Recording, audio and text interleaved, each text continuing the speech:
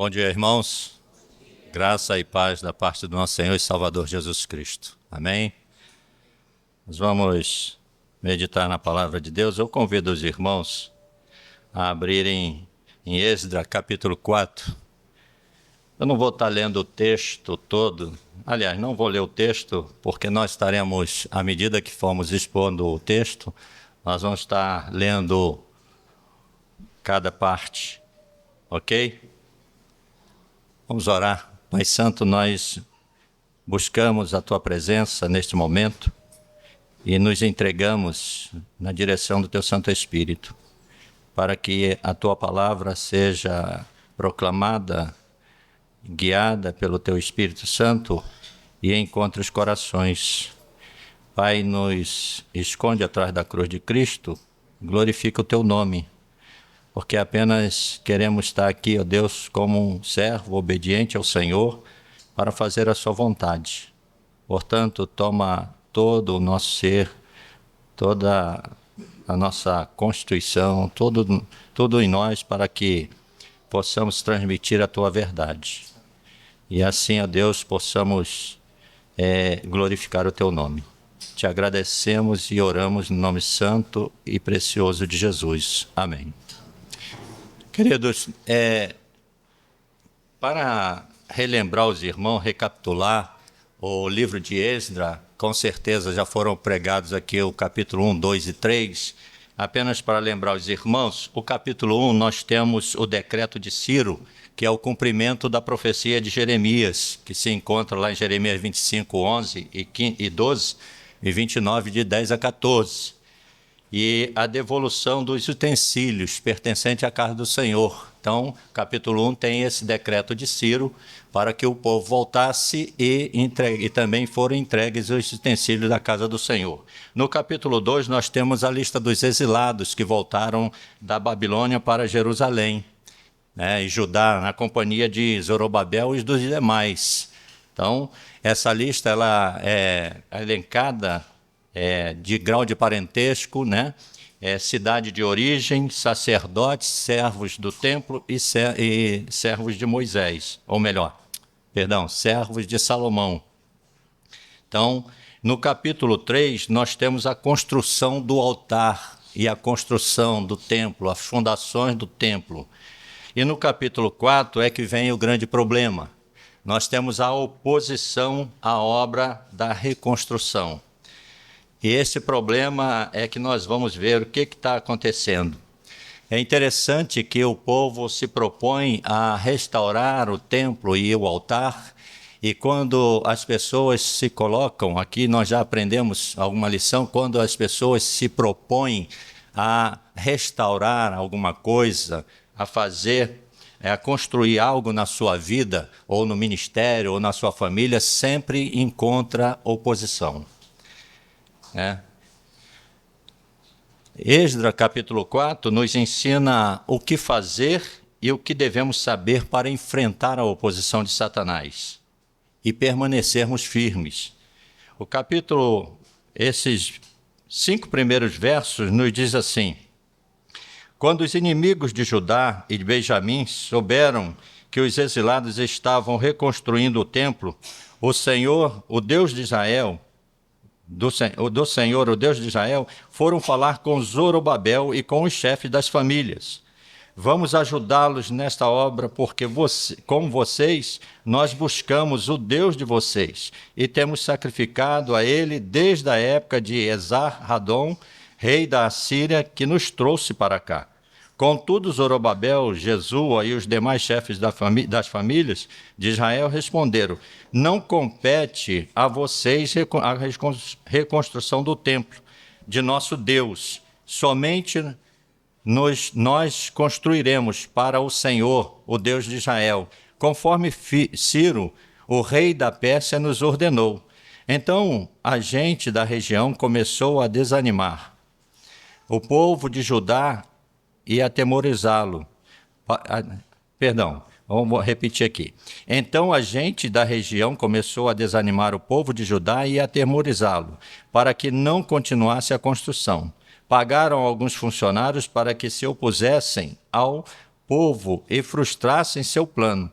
E fizeram isto durante todo o reinado de Ciro, até o reinado de Dario, rei da Pérsia. Então nós precisamos entender que Satanás ele está por trás disso. É o inimigo das nossas almas.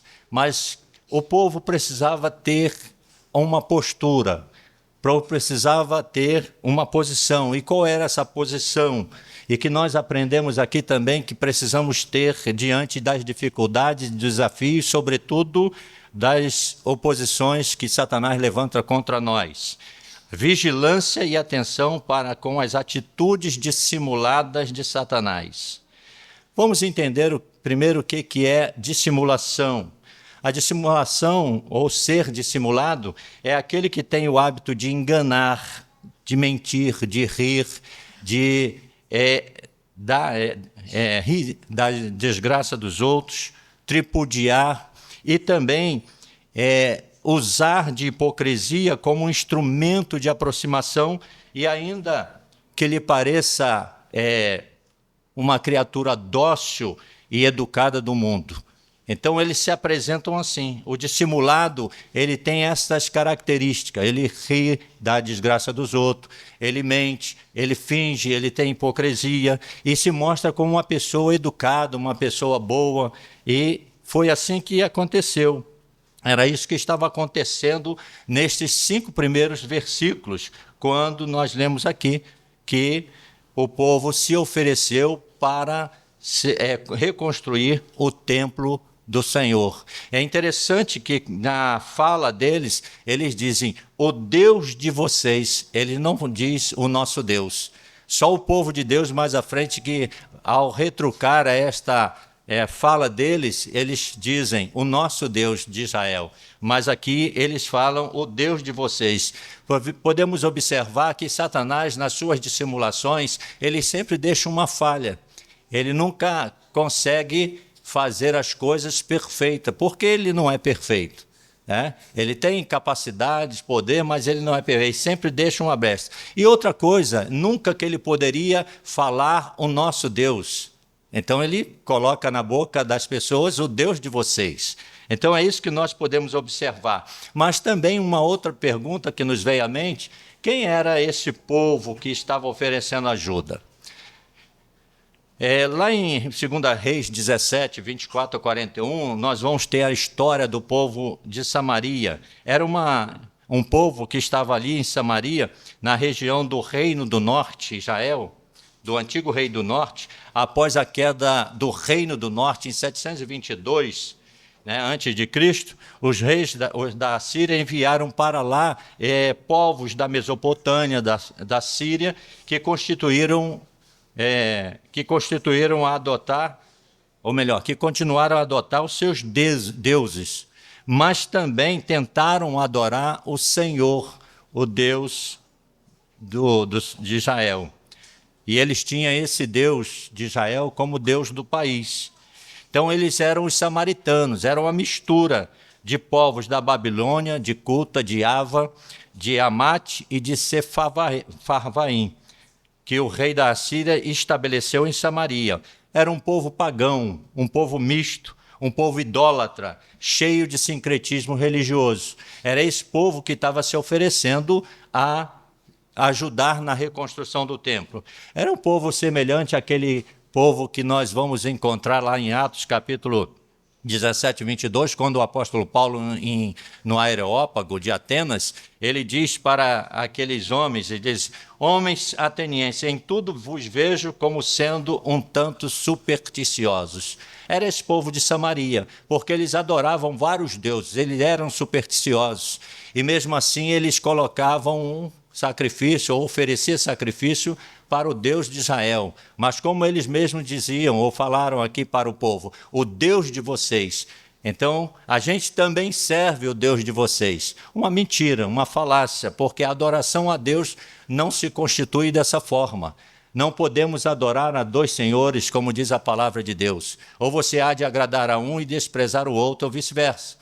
Então, nós precisamos entender já aqui as artimanhas, a dissimulação de Satanás para tentar parar a obra do Senhor. Então, o texto prossegue Foi esse tipo de pessoa supersticioso e dissimulado que se ofereceu para ajudar o povo.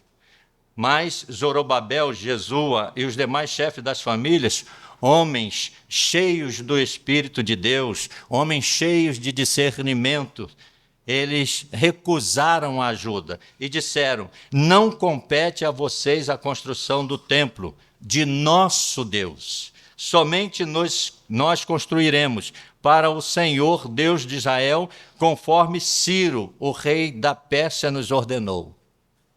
É interessante também esta frase, última frase que ele diz: Ciro, rei da Pérsia, nos ordenou. Nós podemos entender esta frase como o Deus de Israel nos ordenou. Afinal de contas, é Deus como o protagonista que está agindo por trás da história. Então, se falou Ciro, mas podemos entender Deus nos ordenou. Certamente o povo pensava nisso. Através de Ciro, Deus ordenou. O que podemos aprender até aqui, queridos? É que precisamos ter cautela a lidar com a obra de Deus, a obra que Ele nos confiou. Existe um grande opositor que tenta nos dissuadir com uma pretensa ajuda. Temos que estar atentos a essas coisas. Nos dias de hoje também não é difícil. Há muitos falsos profetas que se inserem no meio do povo. Para quê? Com a pretensa ajuda para atrapalhar a obra de Deus, para atrapalhar a sua vida na sua caminhada cristã, para causar dano a você e toda a igreja de Deus. A obra não tinha como finalidade apenas a reconstrução do templo. Não era apenas a reconstrução do templo, das 4 paredes, mas tinha a finalidade da restauração da vida religiosa e espiritual do povo. A restauração de um culto puro sendo oferecido a Deus. Era isso que era a maior finalidade, ou a principal finalidade do povo na reconstrução do templo. Nós precisamos estar atentos às dissimulações de Satanás, sobretudo quando estivermos fazendo a obra de Deus. Conforme a palavra nos exorta, temos que estar atento às artimanhas de Satanás. Lá em 2 Coríntios, capítulo 11, do verso 14 e 15, ele diz: não é de admirar, pois o próprio Satanás se disfarça de anjo de luz. Portanto, não é surpresa que os seus servos finjam que são servos de justiça. Então, Satanás, ele se disfarça. Ele tem a capacidade de se transformar em anjo de luz, de uma boa pessoa. E os seus servos também agem com fingimento, com hipocrisia. É isso que o texto nos faz alerta. E também, lá em 1 Pedro 5,8, diz o seguinte: estejam alertas, vigiem, o diabo, o inimigo de vocês, anda ao derredor como leão, rugindo e procurando quem possa devorar. Era esta artimanha, essa estratégia que estava ali por trás dessa simulação, desse oferecimento de uma pretensa ajuda, de uma pretensa solidariedade que estava prestando àquele povo. Mas as coisas caminham. O povo estava atento a isso. Tá? A segunda questão que devemos estar cientes é que Satanás não desiste facilmente das suas ações, das suas tentativas. Ele não desiste facilmente. O verso do 6 ao 22, nós temos o relato, diz assim: no início, vou ler só os 3 primeiros versos. No início do reinado de Xerxes, apresentaram uma acusação contra o povo de Judá e de Jerusalém. E nos dias de Atarxerxes, rei da Pérsia, Bislão, Mitredate, Tabeel e o restante dos seus companheiros escreveram uma carta a Atarxerxes.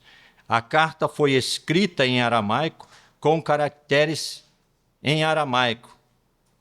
Comandante Reum e o secretário Cisai escreveram uma carta contra Jerusalém ao rei Atarxerxes.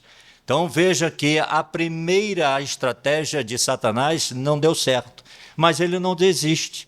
ele é persistente, ele não desiste facilmente. Então, a atuação dele é constante na nossa vida, ou na vida da igreja. Não é ocasional, faz parte da natureza maligna dele. Tá? Ele é e sempre foi persistente. Como ele não teve êxito da primeira estratégia, então ele parte para um ataque mais direto. Ele usa de uma nova ação ou de uma nova estratégia. A partir do verso 6, nós temos relatos dos inimigos apresentando acusação contra o povo de Deus, de Judá e Jerusalém, e escreveram cartas caluniosas a Artaxerxes. A carta dizia que os judeus que chegaram a Jerusalém estavam construindo uma cidade rebelde e má. E que uma vez essa cidade construída e os muros erguidos, os cofres da realeza sofreriam prejuízo, porque eles não pagariam mais impostos ao rei. Então vejam que ele usa de estratégia para que a obra seja impedida ou parada. Sugeriram ao rei que fizesse uma pesquisa nos arquivos de seus antecessores para constatar a veracidade, entre aspas, dos fatos. O rei lê essa carta, analisa a carta e dá o seguinte veredito: ordena agora esses homens que parem a obra, para que essa cidade não seja reconstruída enquanto eu não mandar. Esse é o decreto do rei. Vejam que Satanás usa das mais ardilosas estratégias para destruir o povo de Deus e a sua obra. Ele não desiste, queridos. Ele lança a mão de tudo que for possível e até ilegal para que ele possa destruir o povo. Aqui ele levanta dúvidas a respeito do povo, ele ataca a moral do povo, ataca a motivação do povo, a vida espiritual do povo. Assim ele faz conosco. Satanás, ele ataca a nossa moral, ele coloca dúvidas na nossa conduta de vida cristã, ele coloca dúvidas diante de nós, ele aflige-nos ao máximo para que a gente possa parar o que nós estamos fazendo para Deus. Assim é a atuação dele. Ele também levanta homens poderosos e de todo um sistema político para tentar parar a igreja de Deus. É isso que ele faz. Não se engane. Atualmente nós temos leis tramitando no Congresso, no Senado e em outros lugares da política para que a igreja seja parada, a começar por taxação de impostos e etc. e outras coisas.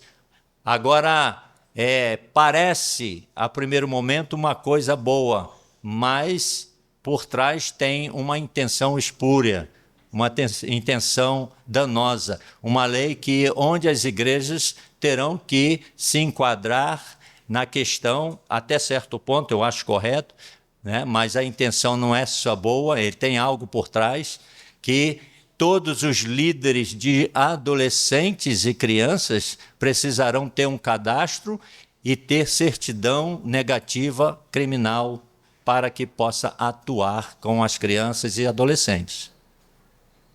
Já foi sancionado isso. Então as leis vão sendo feitas. Satanás ele age no meio político com as leis para que a igreja possa ser parada. E outras leis surgirão com certeza. Em outros países nós já vemos essa perseguição declaradamente. Aqui no nosso país nós temos a capacidade, temos a liberdade ainda de pregar ao ar livre, ter o templo e tudo mais, sair das nossas casas para a igreja e falar da palavra de Deus. Mas até quando isso vai acontecer? Nós não sabemos. Fiquem atentos. Satanás é dissimulador, ele é persistente, ele não desiste facilmente. Mas o que fazer nestes casos? Como devemos agir mediante essas situações? Primeiro de tudo, devemos confiar em Deus e nas suas promessas. Vejam o que diz 2 Pedro, capítulo 3, verso 9. O Senhor não demora a cumprir a sua promessa como alguns julgam. Em outra versão diz, o Senhor não retarda a sua promessa, embora alguns a tenham por tardia. Então, Deus não tarda a sua promessa. Deus não se atrasa. Ele diz também em Tiago, capítulo 4, verso 7, sujeitai-vos a Deus, pois resistir ao diabo e ele fugirá de vós. Precisamos estar resistentes, precisamos estar confiados, firmes na promessa do Senhor para resistir e vencer as artimanhas de Satanás. Nós precisamos andar assim. Creia que Deus é soberano, Ele está no controle de toda a história. A história inteira está nas mãos de Deus. Precisamos permanecer firmes em oração. A palavra de Deus, Jesus nos exorta em Mateus 26, 41, orai e vigiai para que não entreis em tentação. Estar de pé significa estar em oração, submisso a Deus, resistindo às tentações, às provações que supostamente, porventura, seja o diabo que esteja colocando, ou investindo contra nossas vidas, investindo contra a igreja. Precisamos estar atentos a essa questão. Também que devemos ter ciência é o quê? Em terceiro lugar, que a vitória de Satanás é apenas aparente. A vitória de Satanás é aparente. Os versos finais, que é o verso 23 e verso 24, nos deixa claro isso. Tá? Ele diz o seguinte, que a cópia da carta enviada a Tarxés para Reu Cisai e seus companheiros foi lida, e eles partiram rapidamente, ligeiramente para Jerusalém e para parar a obra. E isso com violência, parar a obra à força. Eles usaram de violência. Satanás, quando ele tem suas primeiras tentativas frustradas, ele já parte mais para alguma coisa mais acirrada, mais ferrenha. Ele ataca de uma forma voraz, mais direto, porque ele já está furioso, porque até então não tem dado certo o que ele tinha planejado. E ele continua com força, com violência. Então a obra é interrompida nesse momento. A obra para. Mas o verso 24 diz que ela ficou parada até o segundo reinado de Dario, o rei da Pérsia. Mas a história não acaba aqui. A história da nossa vida não termina com uma derrota pontual de Satanás na nossa vida. Nós podemos perder algumas batalhas, sim, na nossa caminhada, na nossa vida cristã. Nós podemos ter decepções em alguns momentos. Nossos planos podem ser frustrados. Não conseguimos realizar muitas coisas. Mas isso não significa dizer que nós fomos derrotados ou que estamos derrotados. Nós temos um Deus soberano, um Deus que cuida de nós, um Deus que nos deu promessa, e promessas eternas, não uma promessa temporal, não para um momento apenas, mas para toda a eternidade. Então nós precisamos entender que não é o fim da história. A história não terminou, e glórias a Deus por isso. A história não terminou. A história só termina para nós, para a igreja do Senhor, quando o Senhor Jesus voltar e nos chamar à sua presença. E subiremos em glória para estar eternamente com o Senhor. O que nós devemos lutar, assim como o povo lutou para a reconstrução do templo, para a reconstrução do altar. Isso significa que nós devemos lutar para a reconstrução da nossa vida de santidade diante de Deus, de prestar um culto a Deus, um culto puro, santo, conforme é a sua vontade, ordenado em sua palavra. E eu louvo a Deus porque essa igreja faz isso. Mas nós individualmente precisamos estar tapando as brechas na nossa caminhada cristã. Nós precisamos dizer não para muitas coisas. Não podemos fazer associação com pretensas ajudas ou com pessoas hipócritas que não têm nada a ver com Deus, que tenta se aproximar de nós. Nós temos um sistema de mundo que está rodeando, assim como Satanás rodeia, está ao derredor de nós para tentar nos tragar, o mundo está ao derredor também da igreja, tentando de alguma maneira parar a igreja. E há muitos falsos profetas infiltrados dentro da igreja, muitos não crentes. Jesus falou sobre isso e disse que eles estariam travestidos de ovelhas, são lobos travestidos de ovelha, estariam no meio do rebanho. Mas nós temos um parâmetro para avaliar e discernir, nós temos a condição de identificar, porque Jesus falou, pelo fruto vocês conhecerão a árvore. Pelo fruto desses homens vocês vão conhecer e não vão aceitar a ajuda dele. Precisamos estar atentos, ter discernimento espiritual. Esse tempo em que nós estamos vivendo é um tempo de crise, um tempo de desafio que nós estamos enfrentando. E precisamos estar vigilantes para não cair nas armadilhas de Satanás, na suposta ajuda, na pretensa ajuda dele. Nós temos um movimento que não é novo, mas já vem com muitos anos ou séculos tentando reunir o povo de Deus. É um movimento chamado ecumenismo, onde muitos líderes cristãos, muitas igrejas já se associaram a prestar culto ecumênico. Não dá para servir a Deus e ao diabo, não dá para estar na luz e com as trevas. Precisamos estar atentos nesses últimos tempos, para não sermos enganados. Não é ter medo, porque, como disse, a obra de Deus na nossa vida não parou. Ela continua. Deus é dono da nossa vida, Deus é dono da nossa história. Ela pode ter uma interrupção, mas não é o fim. Essa interrupção provocada por Satanás, muitas vezes, não significa a nossa derrota. Não é definitivo, pois a vitória é nossa em nome de Jesus. Mesmo nas maiores dificuldades, queridos, de nossa vida, Deus nunca nos abandona. Ele prometeu que estaria conosco. Lá em Mateus 28, 20, ele diz: eu estarei sempre com vocês até o fim dos tempos.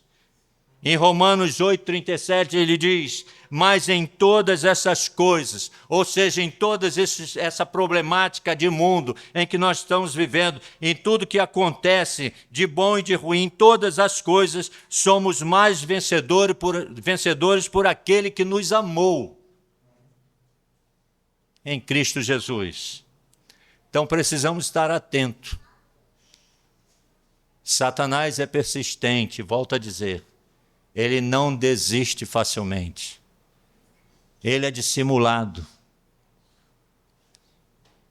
E ele continua tentando abater o povo de Deus. Nós temos em outros países, em outras regiões, a igreja sendo perseguida. É isso que ele faz. Se ele não consegue atingir o povo com a sua dissimulação, a sua pretensa ajuda, se fazendo de bonzinho, se transformando em anjo de luz, ele ataca ferozmente, como nós temos visto aí na Nigéria, Moçambique e em tantos outros países que a Igreja do Senhor está sendo perseguida. Ele age vorazmente. Então nós precisamos estar atentos em oração, crendo que Deus é soberano, Ele é Senhor da nossa história. Nós não estamos nem seremos derrotados. Nós já somos vitoriosos em Cristo Jesus. Concluindo, queridos, Satanás persiste porque ele é adversário de Deus e do seu povo. Ele tenta, ele aflige, ele acusa, mas não vence. Lembram de Jó? A história de Jó? ele foi diante de Deus e tecer acusações contra Jó, ele te serve porque o Senhor está com a mão sobre ele. Ele é honesto, ele é fiel ao Senhor, porque o Senhor está sempre protegendo a ele, suprindo a vida dele. Tira a mão um pouco e deixa eu agir. Ele é desafiador.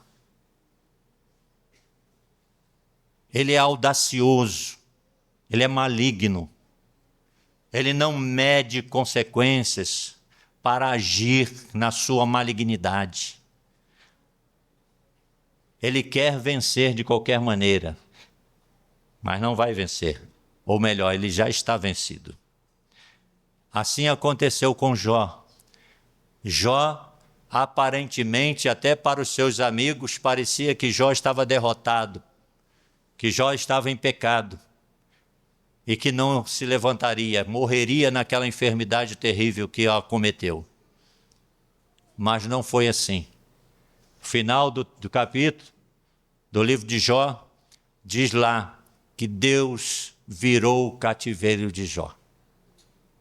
Deus deu vitória, desonrando, envergonhando e de uma forma indireta declarando para Satanás: você está derrotado. Assim é na nossa vida, queridos. Aconteça o que acontecer conosco neste tempo ou nesta vida, estamos seguros na mão do Senhor. O dia que partirmos, tenha certeza, partiremos para os átrios do Senhor. Por isso nós devemos estar firmes, confiantes, não negligenciando a obra de Deus, estando sempre em oração, lutando com as armas, ou melhor, com a armadura de Deus. Deus continua soberano, protegendo o seu povo. Deus também usa das lutas, dos problemas da vida que nos acomete para cumprir o seu propósito. Entenda, a persistência de Satanás não é eterna. Seu fim já está determinado. Apocalipse 20, verso 10, declara isso. O povo de Deus não. O povo de Deus viverá em plena restauração, em glória com o Senhor. É isso que está proposto. É isso que estava proposto para aquele povo na reconstrução do templo. E eles tiveram discernimento espiritual. Eles estavam cheios do Espírito Santo porque eles, não naquele momento, a obra foi interrompida, mas nós vamos ver mais à frente que a obra será concluída, porque Deus não retarda e nem para a sua obra. Aquele que começou a boa obra em você, em nós, é fiel para completá-la. É isso que a sua palavra nos diz, que é a promessa do Senhor para nós. Então precisamos confiar, fazendo a nossa parte como crentes em Cristo, fazendo a nossa parte, pregando a palavra, orando, lendo a Bíblia, nos consagrando a cada dia, se abstendo das coisas ilícitas e do pecado que tanto de perto nos rodeia. Nós precisamos cuidar da nossa vida espiritual. Uma brechazinha que ele encontrar na sua vida é o suficiente para Satanás atacar você e te destruir. Precisamos fechar as brechas.